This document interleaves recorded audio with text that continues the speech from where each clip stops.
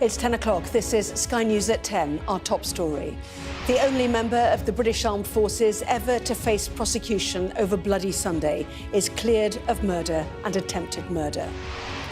President Putin says he will never bow to pressure from abroad in response to new US sanctions over the war in Ukraine. 5 abuse survivors say they'll only work with the grooming gang's inquiry if Jess Phillips remains as safeguarding minister, despite calls for her to quit.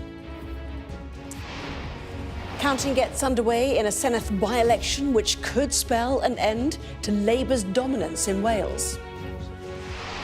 A moment of history as a British monarch prays with the Pope for the first time in half a millennium.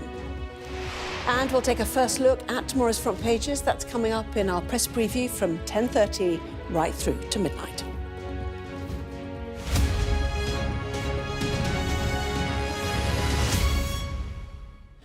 Hello, good evening. A former paratrooper has been cleared of murdering 2 people during one of the most notorious incidents of the Troubles in Northern Ireland.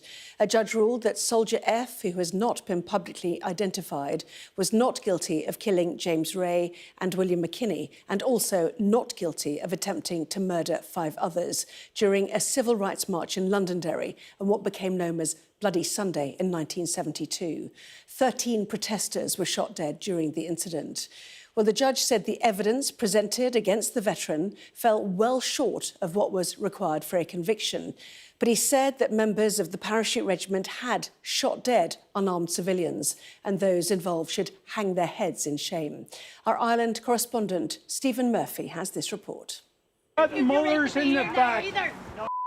They shot people in the back with no guns. Emotions ran high. I ask you, who's the terrorist? I will just leave because I'm obviously not going to get a word in here.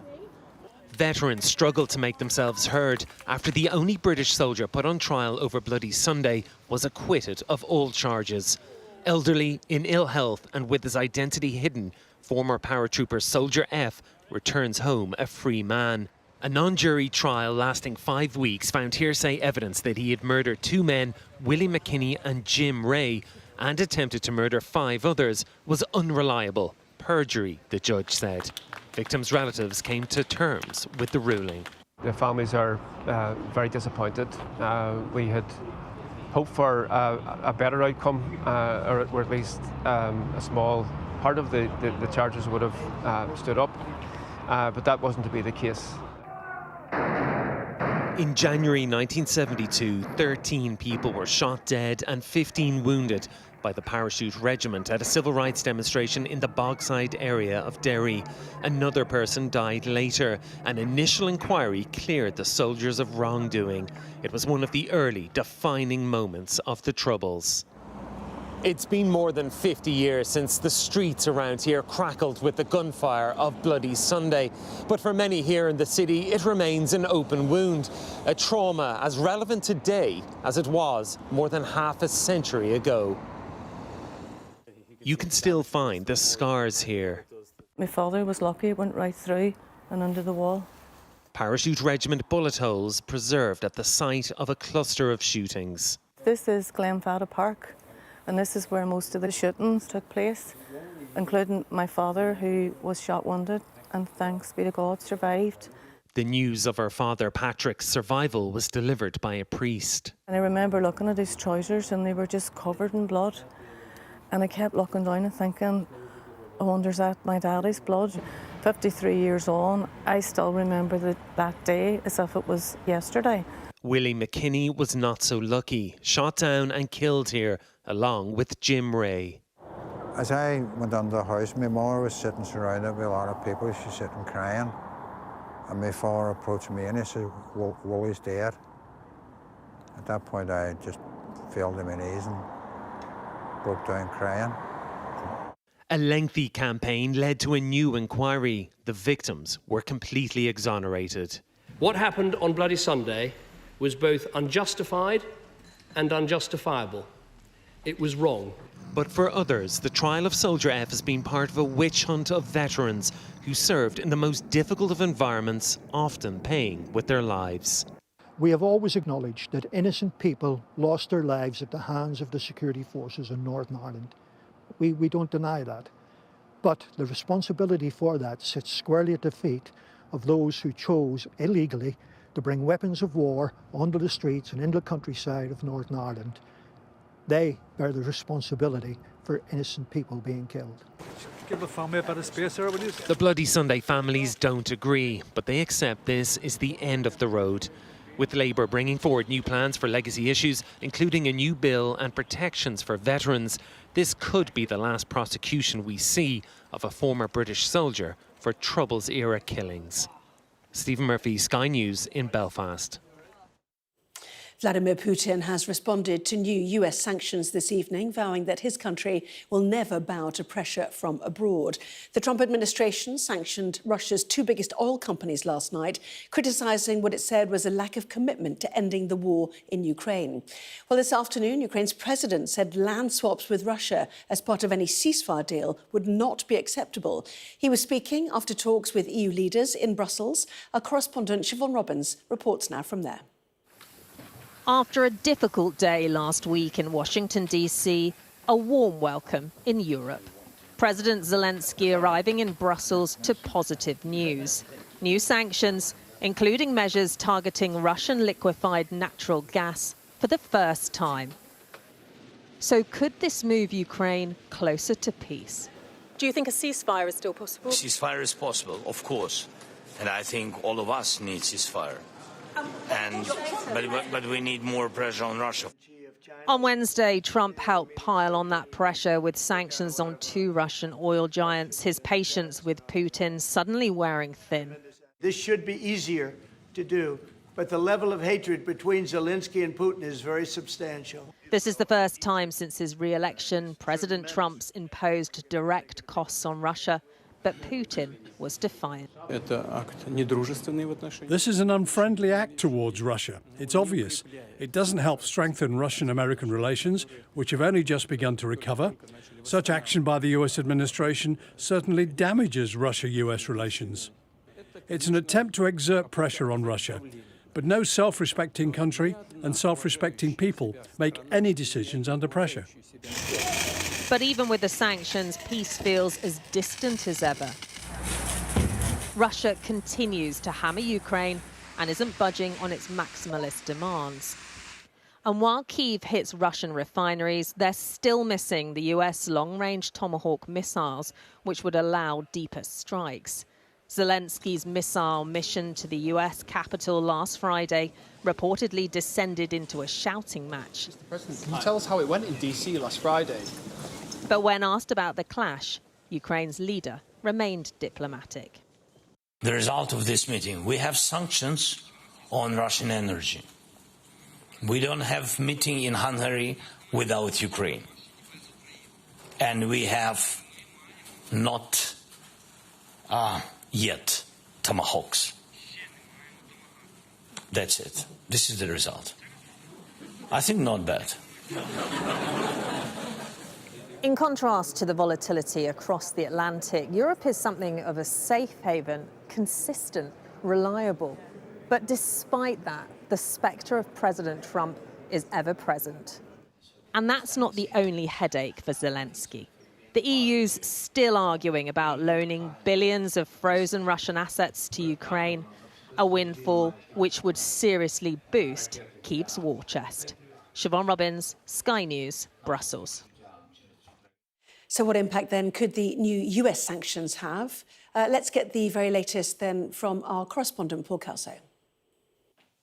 The sanctions against Rosneft and Lukoil are significant because they target the two biggest energy providers in Russia. Together, they produce more than half of Russia's fossil fuels, which in itself produces around 25% of the Kremlin's revenues, money that has been used to wage war on Ukraine. Now, the aim is to deny those companies access to the US financial system and all the other services that grease the wheels of the oil trade and try and cut revenues from fossil fuels that have actually stayed pretty robust. This chart shows us how much Russia has raked in from oil and gas since the war. Actually, after the invasion of Ukraine, the oil price went up and the Kremlin benefited. Now, it did dip after the EU and others said they wouldn't use Russian oil, but it was still around 800 million euros a day from oil. It's dipped down to closer to 600 million in the last year, but this is still a really significant amount of money. Now, why has it stayed so robust? Well, the answer is that the customers changed, but the volume of oil hasn't really. Let's have a look at how that has worked. Before the war, the EU was the biggest customer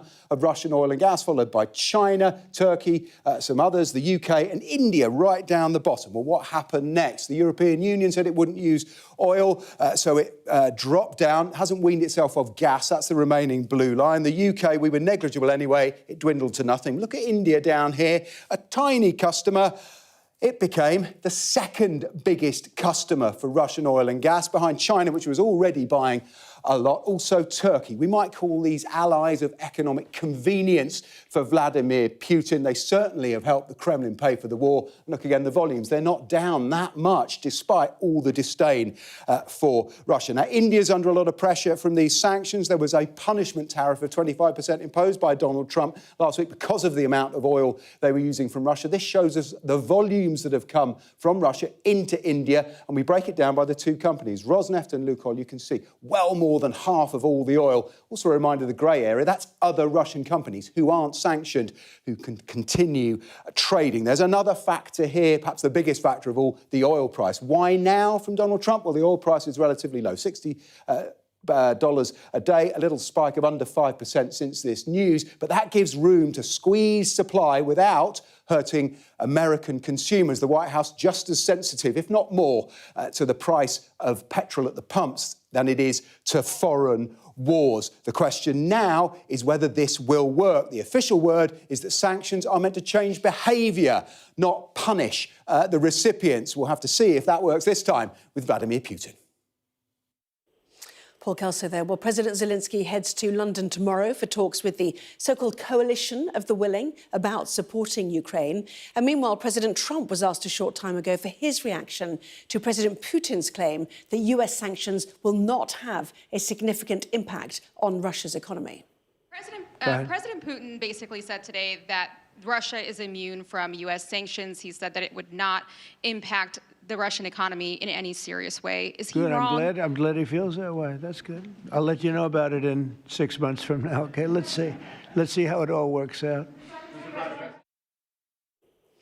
5 abuse survivors have told the Prime Minister that they will only continue working with the grooming gangs inquiry if Jess Phillips remains in post as safeguarding minister, despite calls for her to quit.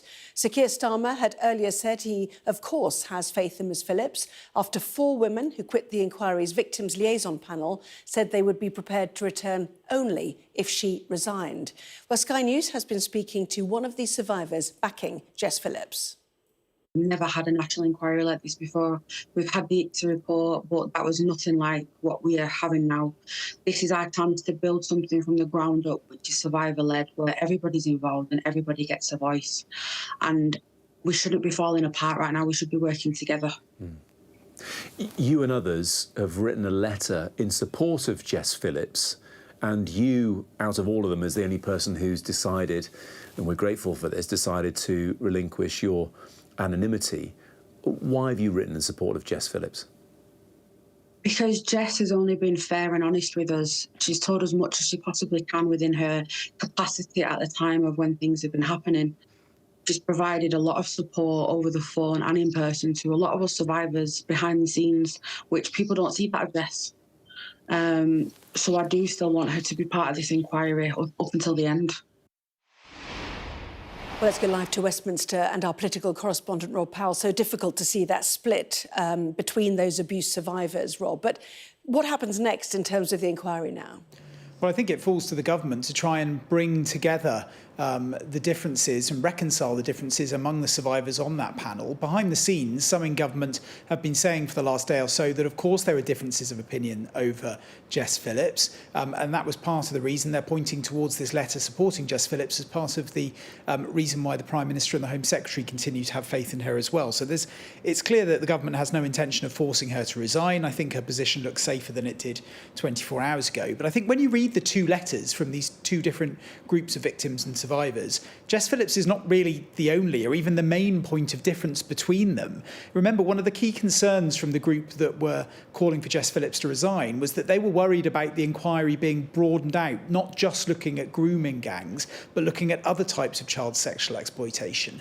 Well, this letter that's been written to the Home Secretary and the Prime Minister today calls for exactly the opposite. It wants the inquiry to be wider. It says that anyone that feels they have something to contribute should be able to, and it is also very critical of how the inquiry setup has been run so far. It says the liaison panel of victims and survivors should be smaller, that there should be more confidentiality clauses to prevent the sort of play out in the media that we've seen for the last 2 or 3 days. So the government will have to try and find someone as a chair who is able to bring these people, survivors and victims, together, given that they clearly have different views on how this should be run going forward. Now, we're told that the government will be urgently re-engaging with victims and survivors to get their views on who should now be the new chair, that will take months to find a new chair as they draw up a new shortlist. But I think there's a lesson for the government in this as well. Sometimes this process of a public inquiry can feel quite cold and bureaucratic. And I think when you're dealing with very vulnerable people,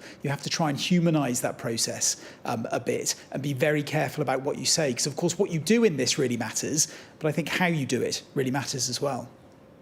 Absolutely. Rob, thank you. Counting is underway in a Senedd by-election which could mark a big shift in Welsh politics. Labour has run the Welsh Parliament since the devolved administration was first established back in 1999, with the town of Caerphilly a key stronghold. But that could be about to change. Well, we're joined live from Caerphilly by our chief political correspondent, John Craig. And John, polls looking decidedly ugly for Labour going into this. What are the expectations of the night ahead? Well, back in 1645, in the English Civil War, the stronghold of Caerphilly's famous medieval castle was besieged and captured by the forces of Oliver Cromwell. Well, in 2025, the formerly impregnable Labour stronghold of Caerphilly, represented at Westminster by Labour for over 100 years, represented in the Welsh Senedd for more than 25 years, that is in grave danger of being captured by the forces of Nigel Farage and Reform UK.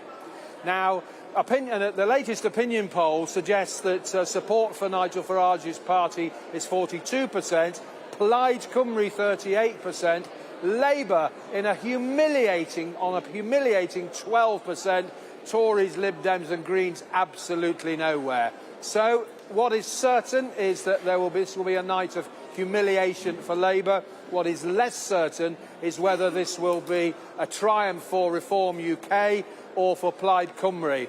Now, Plaid Cymru have been second in this seat time and time again, including at the general election last year. Their candidate's already here. That is Lindsay Whittle, a veteran, 72 years old, fought this seat many times before, both in Parliament and here in the Westminster and in the Senedd. He's very cheerful, he's optimistic, he says he hopes he's going to win, and no sign yet of the Reform UK candidate, that is Claire Powell. Nigel Farage has been here 3 times during the campaign, including today, so obviously he is hopeful of a victory. No doubt we shall see Mr Farage here if indeed that is the case. A victory for Reform? Well, that will spread absolute panic amongst Labour MPs, suggesting that Mr Farage is on the march to Downing Street with victories perhaps next year in the Welsh Senedd, in Scotland, local authorities and so on. Victory for Plaid Cymru? Well, that would almost certainly suggest that Labour's rule in Wales, in Cardiff, is coming to an end, and that the Plaid Cymru party, the Nationalists, are poised to take control there. As you can see, things are just getting underway here. Don't ask me what time the result's going to come. Those predictions are always badly wrong. But in terms of, compared with a parliamentary by-election, this count is quite a bit smaller. So hopefully we'll have the result before dawn. All the signs are it's a Reform victory, probably, possibly though, a victory for Plaid Cymru. Either way, humiliation, disastrous night for Labour. John, you know I always ask you that question. Thank you very much indeed. We'll hear more from you later on. Thank you. Now, the Vatican hosted a moment in history today as the King became the first British monarch to pray publicly with the Pope since the creation of the Church of England in the 16th century. King Charles was accompanied by Queen Camilla, with the royal couple later taking part in a walkabout in Rome. Our royal correspondent Rhiannon Mills reports from there. It was a welcome designed to catch our attention for a visit that means everything to the King. Camilla alongside him, wearing a black mantilla as a mark of respect. Good morning. Welcome. It's such a pleasure to meet you. This is the first time they've both met the new Pope. In a sign of the attention and sensitivities around this visit, this clip was shown to the press with both men commenting on the cameras. Constant hazard. Yes. The camera. You get used to it. But was later removed from the official video released by the Vatican. This is a copy of Pope Francis's message for the world day of peace. Exchanging gifts, they couldn't have got on any better. But while friendship is important,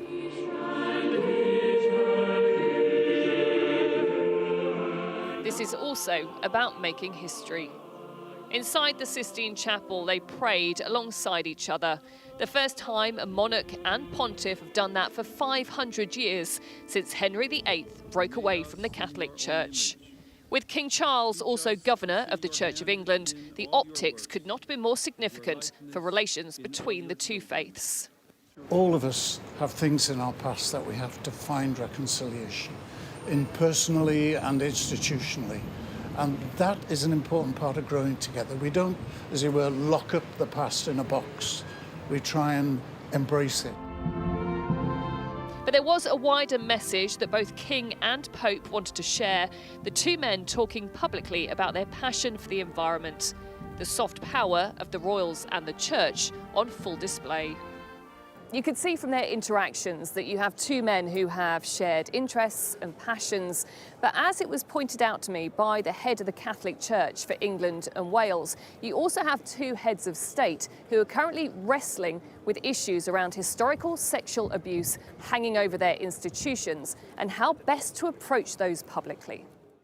Certainly not afraid to meet the public, there will be relief that there were no updates on the Prince Andrew problem. Of course, it's going to have some degree of overshadowing, but hopefully just the beauty of this event will outshine all of that darkness. I mean, that's like a little gossip interest, but I think for the Romans, this is a pretty big thing. And that is where the jeopardy still lies for the royal family as they try to draw our attention back to important moments like this. Rhiannon Mills, Sky News in Rome. 3 men have been arrested in London on suspicion of assisting Russia's intelligence service. The 3, all in their 40s, were detained on suspicion of assisting a foreign intelligence service under the National Security Act. The Health Secretary, Wes Streeting, says a planned strike by England's resident doctors is preposterous. Members of the BMA union will walk out for 5 days in a row from 7 a.m. on the 14th of November. After a 28.9% pay rise and the offer from me and this government to go further on the jobs and specialty training places and some of the terms and conditions that resident doctors have been unhappy about, these strikes are completely unnecessary and wholly irresponsible. They risk harming patients, setting back the progress we're making in the NHS and putting enormous pressure on other NHS staff as we approach winter. The offer is still there to negotiate, to get around the table and see off these strikes, and I urge the BMA to come back to the table. The Commons Public Accounts Committee is to seek further information on the lease arrangements for Prince Andrew's residence. It's emerged that the King's brother, who last week said he would no longer use his Duke of York title, pays only a peppercorn rent on Royal Lodge, a 30-room Windsor mansion owned by the Crown Estate. A leaked letter seen by Sky News warns the government that victims of the Post Office scandal find compensation schemes worse than the original injustice. The letter was written by the Victims Commissioner, Baroness Newlove, to the Post Office Minister earlier this month. Baroness Newlove says victims told her that initial offers were insultingly low and that constant delays and requests for decades-old paperwork had left victims offended and distressed. Prosecutors in Paris say they are investigating this footage, which purports to show the escape made by the thieves who stole priceless jewellery from the Louvre Museum on Sunday. It's understood traces of DNA have been discovered on a helmet and gloves, but it's still unclear whether the items belong to any of the suspects. Now, for decades, cows have been significant contributors to the UK's greenhouse gas emissions, but now scientists think they have found a solution. A groundbreaking breeding programme has been underway in Scotland and is proving so successful that the amount of methane they produce could fall by 40% in just 20 years. Our science correspondent, Thomas Moore, has been to investigate. They're called the cool cows, bred to reduce global warming. Like all calves, they belch and break wind, releasing methane, a powerful greenhouse gas produced in their stomachs as they digest food. But a special hood that measures the gas in the breath of individual animals as they eat shows some emit less than others. And by choosing them to breed, the next generation produces even less. It's permanent and cumulative is what we call it. So once you've got an animal that produces less methane, she produces less for life. And when you mate her to a lower methane producing bull, her offspring produced even less than she did. And you just keep going on and on and on. And over 20 years, you can reduce it by 40%. IVF, combined with a new DNA test that predicts which animals are best to breed from, could speed up the shift to a more methane-efficient herd. Agriculture accounts for more than 10% of the UK's greenhouse gas emissions, and the country's 9 million cows and calves are a major source. Reducing methane would be a quick win for climate change. It's much more damaging than carbon dioxide in the atmosphere, but it breaks down much more quickly too. And that's why these cattle could be so important for UK agriculture as it strives for net zero. Oh, this is very nice, thank you. Oh, rice underneath. But food sustainability researchers say methane in cow burps is only part of the story. It's in the manure as well. Yes, let's make things more efficient if we can, because I don't think an entirely vegan world is A, feasible, B, particularly desirable. And so that can be part of the mix. This just absolutely must not be used as a smokescreen for shifting to more plant-based diets. The most effective way to reduce methane from cows is to farm fewer cows. There has been a sharp drop in the amount of beef eaten in Britain, but cheese consumption is growing, and scientists breeding the cool cows say more methane-efficient animals are part of the solution.